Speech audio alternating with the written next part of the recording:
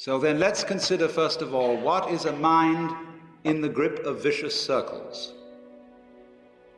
Well, one of the most obvious instances that we all know is the phenomenon of worry. The doctor tells you that you have to have an operation.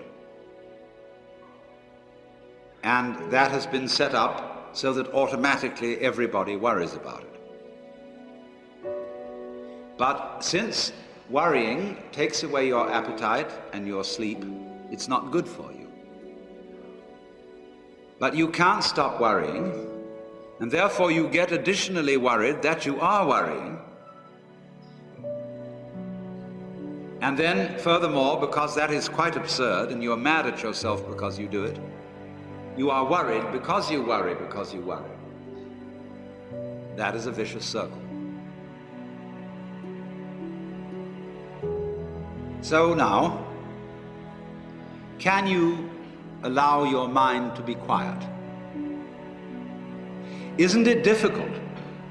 Because the mind seems to be like a monkey, jumping up and down and jabbering all the time. Once you've learned to think, you can't stop. And an enormous number of people devote their lives to keeping their minds busy and feel extremely uncomfortable with silence. When you're alone, nobody's saying anything, there's nothing to do. There's this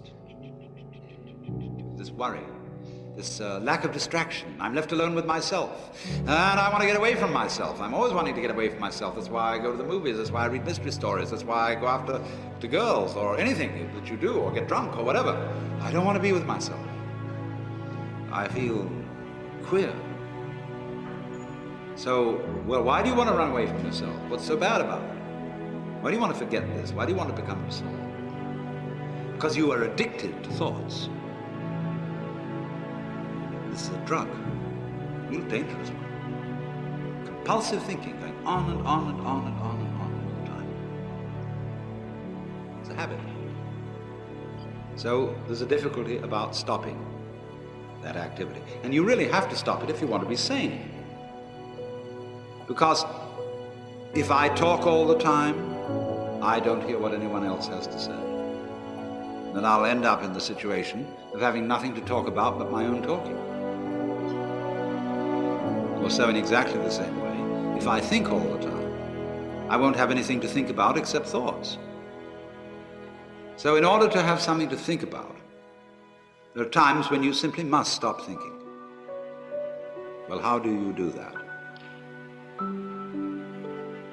The first rule is don't try to. Because if you do, you will be like someone trying to make rough water smooth with a flat iron.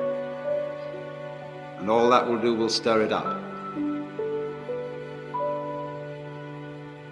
So in the same way as a muddy, turbulent pool quiets itself when left alone, you have to know how to leave your mind alone.